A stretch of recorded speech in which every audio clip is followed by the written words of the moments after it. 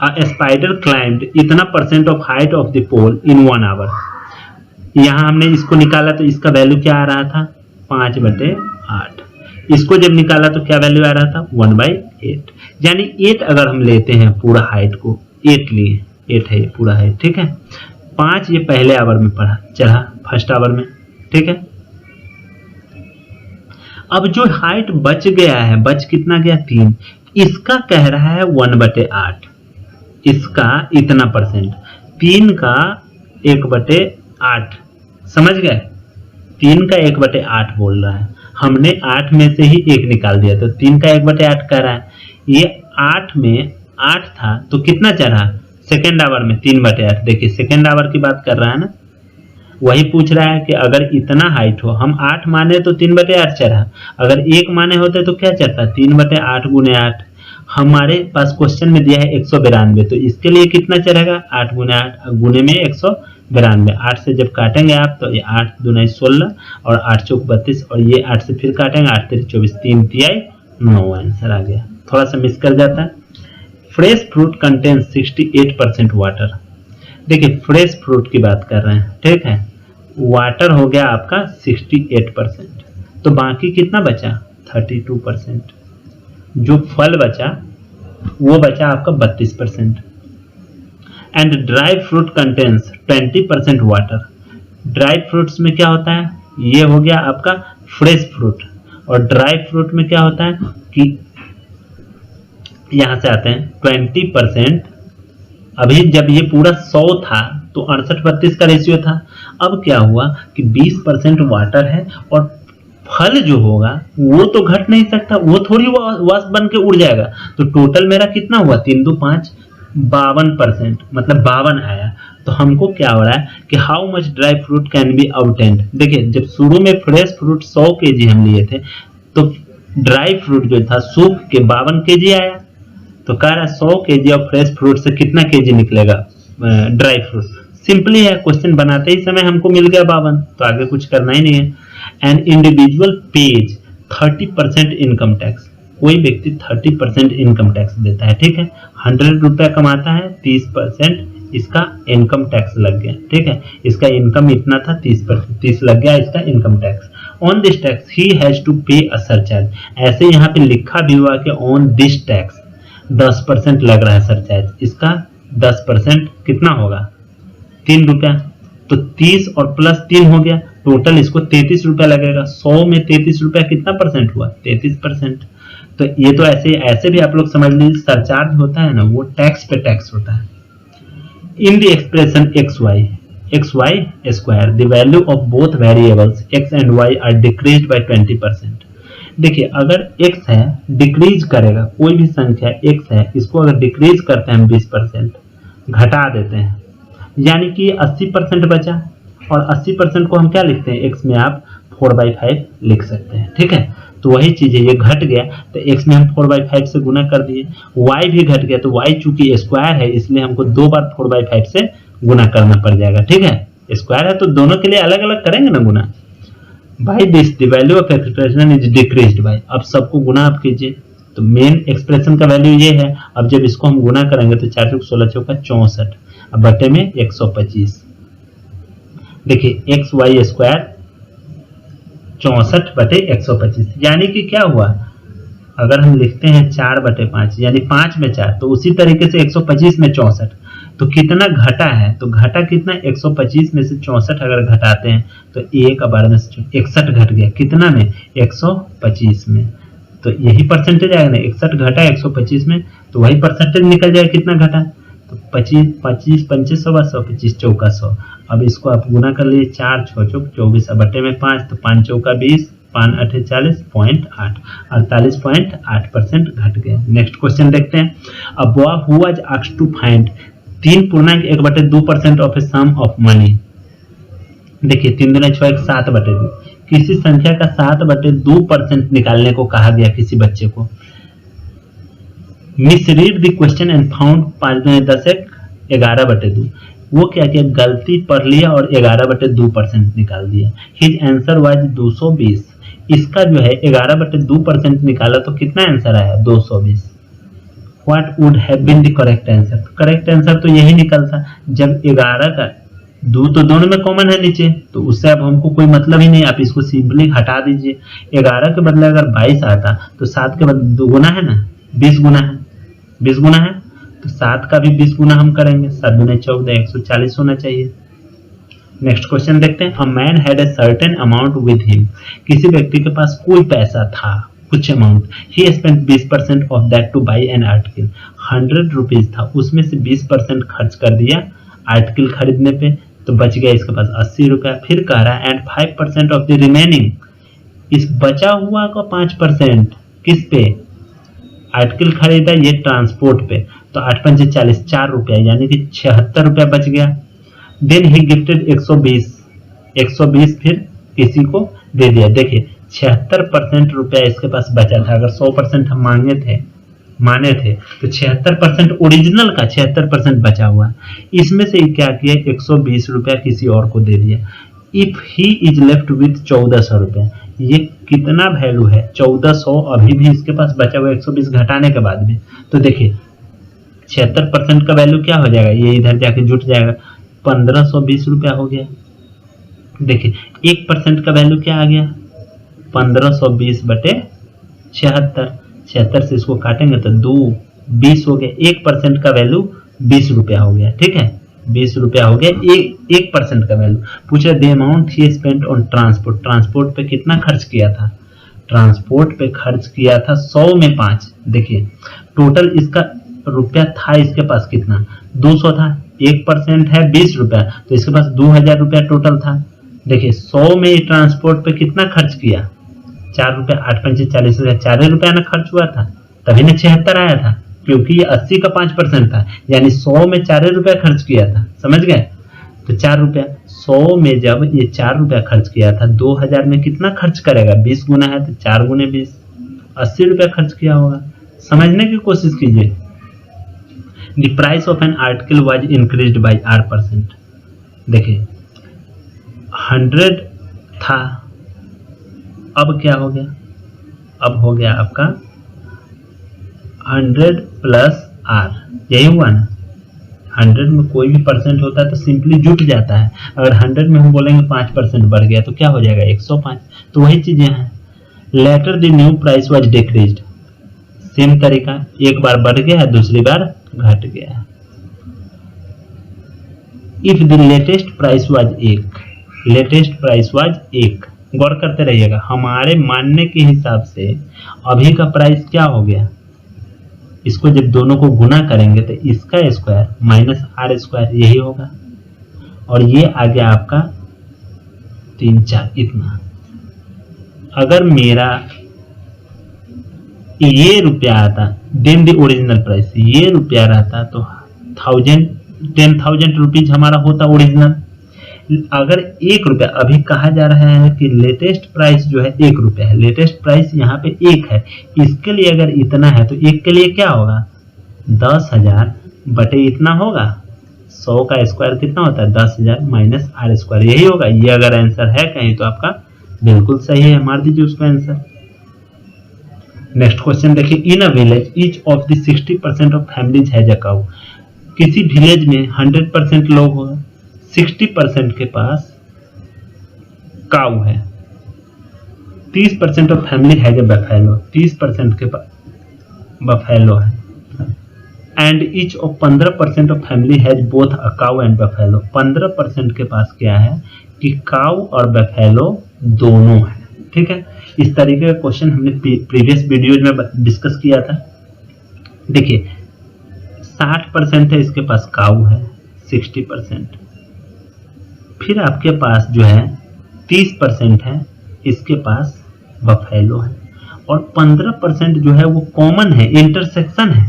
ठीक है, इंटरसेक्शन है, यानी कि इसके पास बफेलो भी है काऊ भी है, तो सिंपली जो अगर अलग अलग हम डालें काऊ के लिए, तो सिर्फ जिसके पास गाय है उसका वैल्यू क्या है 45%, सिर्फ जिसके पास बफेलो है उसका वैल्यू क्या है 15%, हटा लेंगे तो 15% ही है जो सिर्फ बफेलो है। अब पूछ रहा है कि फैमिली है बोथ का, इन ऑल देयर आर इतना families in the village, total जो है 100% का वैल्यू 96 है। How many families do not have a cow और अ बफेलो। देखो इसके पास काउ है, इसके पास बफेलो है, तो 45 + 15 हो गया। 15 लोग हैं जिसके पास काउ बफेलो दोनों है। टोटल कितना परसेंट हो गया? 15 दूना 30 और 40 75। 75% लोग जो है जिसके पास या तो गाय है या भैंसी है या गाय भैंस दोनों है, तो 75% लोग के पास सब कुछ है। तो 100 में से 75% घटा देंगे, वही 25% जो लोग आएगा उसी के पास ना ही गाय है और ना ही भैंसी है। ये गाय भैंसी कुछ भी नहीं है इसके पास। तो 25%, तो 96 का 25% निकालेंगे, कितना आएगा? 1/4, यही ना होगा? तो 4 से काटेंगे, 4 दूनी 8, 4 चौक 16, 24 हो जाएगा आंसर आपका। नेक्स्ट क्वेश्चन देखिए, a man invest a part of 10,000 at 5%। देखिए मान लीजिए 10,000 रुपीज है, इसका एक पार्ट x है, सेकेंड पार्ट क्या होगा? 10,000 माइनस x। तो एक पार्ट को 5% के हिसाब से लगाता है, दूसरा पार्ट को 6% के हिसाब से लगाता है।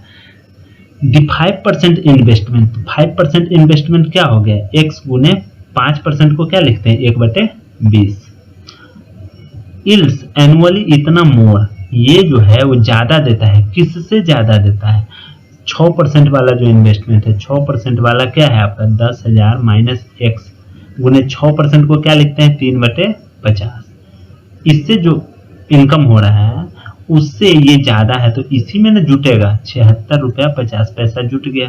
ठीक है, अब देखिए, अब आप क्या कीजिए कि सब में 100 से गुना कर दीजिए। 100 से जब भी गुना करें तो 20 पंचे 100, ये 5x, ये आ जाएगा 10,000 माइनस x और 100, 50 दूनी 100, ये 6 हो जाएगा, ये हो जाएगा 7650। अब देखिए 6x + 5x 11x, यहाँ 60,000 7650, ये आ गया आपका।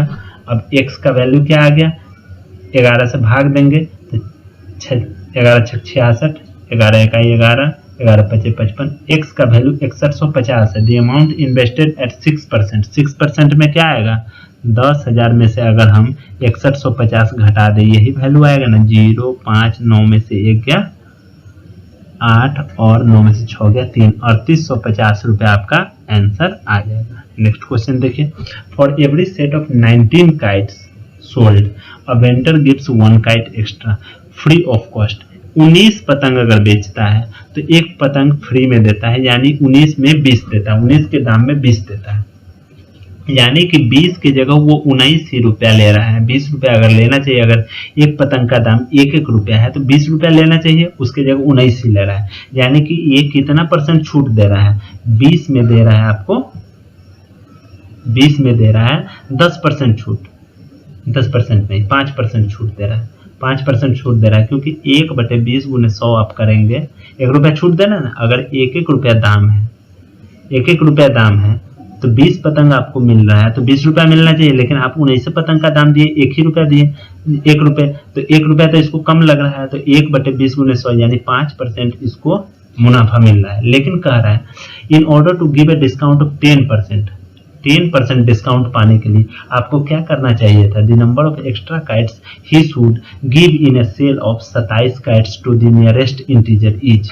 देखिए 27 के लिए आप ऊपर वाले से समझ चुके होंगे। 27 में अगर 3 एक्स्ट्रा दे देता है तो 30 रुपया इसको मिलना चाहिए था, 30 रुपया मिलना चाहिए था। लेकिन ये क्या किया? 30 रुपया मिलना चाहिए 30 पतंग का, लेकिन ये दिया 27 पतंग का है, तो इसमें आपको 3 रुपया कम हुआ, 3 रुपया कम हुआ। तो आपको आंसर ऐसे ही दिख रहा है कि 3 रुपया कम हुआ, जो 30 का 10% है। 3/30 गुने 100 करेंगे तो आपको 10 आ गया, 3 से 3 कट गया, इस 0 से 1 रहे, 10% आ गया।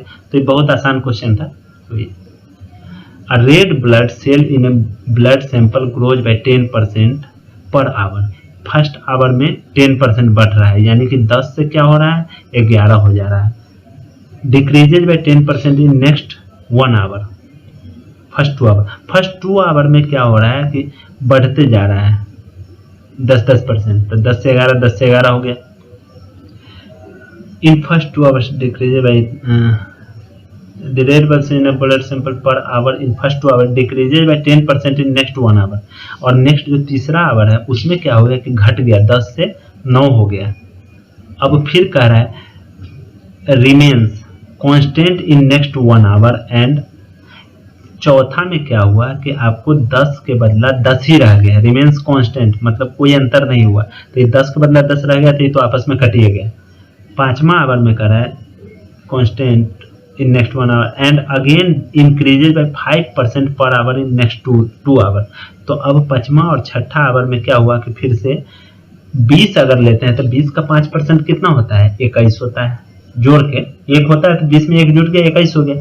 ये 2 आवर तक यही कंडीशन चलता है। फिर आप जो आपको तरीका बताएं आप गुना कर लीजिए। 4 पे क्या को जीरो, 1 2 3 4 5, 4 पे 1 2 3 4 5।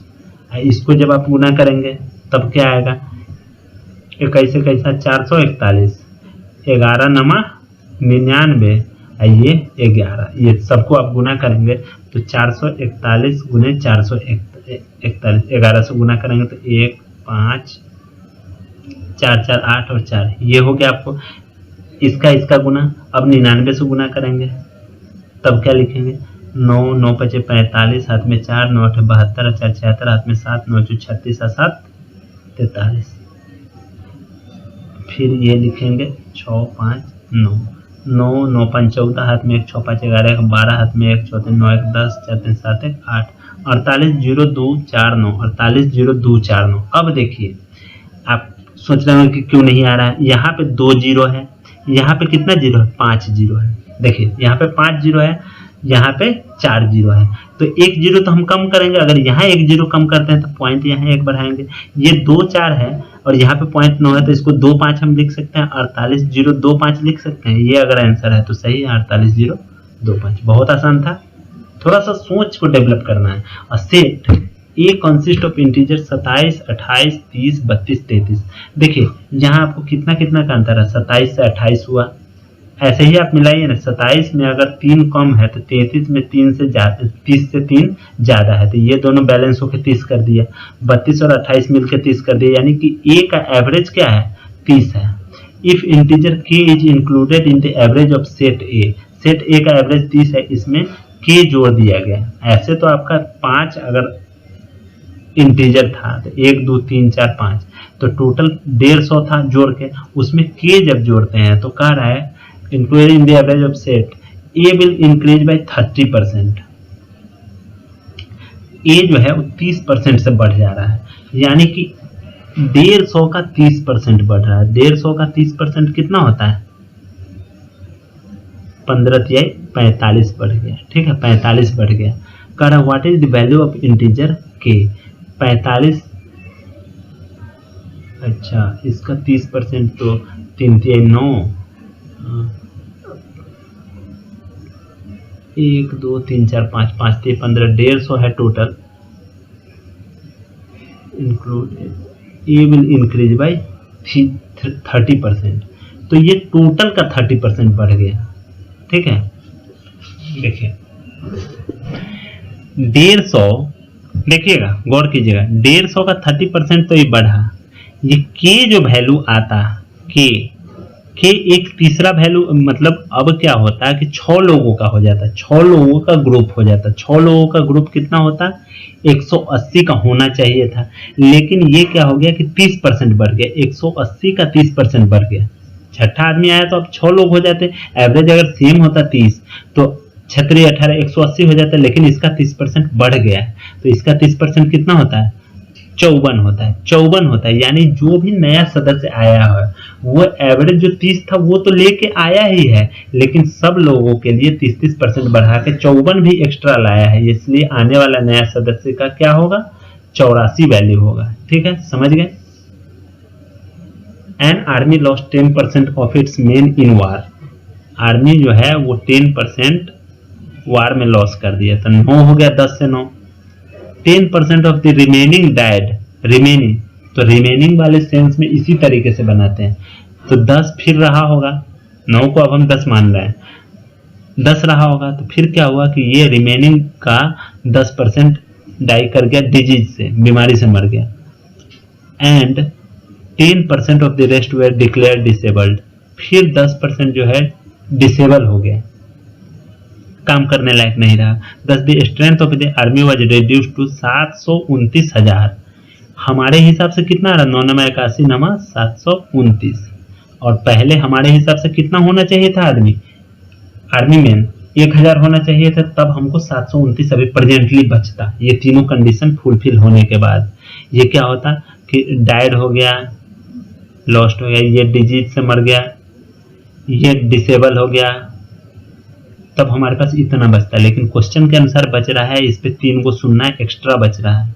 अगर इस पे 3 को सुनना हम चढ़ाएं तो इस पे भी 3 सुनना देना होगा, तो आपके पास कितना होगा, 1 पे 6 ठो सुनना वाला आंसर हो जाएगा। देखिए इस क्वेश्चन को देखते हैं। ऑन अ सर्टेन डेट, किसी निश्चित दिन को क्या हुआ, Pakistan has a success rate of 60%। 100 match अगर खेलता है तो उसमें 60 मैच जीतता है पाकिस्तान, और इंडिया जीतता है कितना, 40। ठीक है, उसके बाद कहता है कि they lost the next 30 ODI। अभी क्या हुआ, ये तो एक परसेंटेज है, पाकिस्तान क्या किया कि 30 मैच ये हार गया, 30 मैच हार गया। अब ऐसे भी देखिए, अगर 10 मैच खेलता 10x, तो इसको क्या 6x मैच जीतता, ये 4x मैच जीतता। गौर कीजिएगा, ये क्या किया कि 6x मैच ही जीता अभी तक, लेकिन मैचों की संख्या बढ़ के क्या हो गया है, 10x। पहले 10x खेला था, अब 30 और जुट गया। ये जो है, ये अगर परसेंटेज हम निकालते हैं तो ऐसे ही निकालते हैं ना, 6x इसके रिस्पेक्ट में 100 10x प्लस 30 टोटल मैच हुआ ना, इसके रिस्पेक्ट में इसका वैल्यू क्या है, 30% है क्वेश्चन के अनुसार। देखिए अब क्या हुआ, 30%, पहले जो था वो था, लेकिन अब इसका डाउन होके 30% हो गया है, तो इसका वैल्यू इसके रिस्पेक्ट में 30% ही बचा है। तो इसको आप कैलकुलेट करेंगे तो क्या आएगा, देखिए 6 से इसको काटेंगे, 6 पंचे 30। ठीक है, परसेंटेज है तो उसको छोड़िए, क्योंकि परसेंट आप निकाल लें, यहाँ पे तो परसेंट ही लगता है, तो परसेंट से परसेंट कट गया। अब इस 5 से इसको काटेंगे तो 20 पंचे 100, 20x, और ये जब उधर जाएगा तो वैल्यू हो जाएगा 10x प्लस 30। ये इधर आ जाएगा तो आपका 10x बराबर 30 हो गया। x का वैल्यू क्या हो जाएगा, 3। x का वैल्यू अगर 3 हो गया तो ये टोटल मैच शुरू में कितना खेला था, 10 गुने 10, 10 गुने 3, टोटल 30 मैच शुरू में खेला था, लास्ट में भी आपने 30 मैच खेला है, लास्ट में भी 30 मैच खेला है, तो कुल मिला के 60 मैच दोनों के बीच हुआ है। तो देखिए ये परसेंटेज का वीडियो खत्म हो गया। आई होप आप लोगों को समझ में आया होगा। नेक्स्ट वीडियो में नेक्स्ट चैप्टर के साथ मिलते हैं, तब तक के लिए बाय।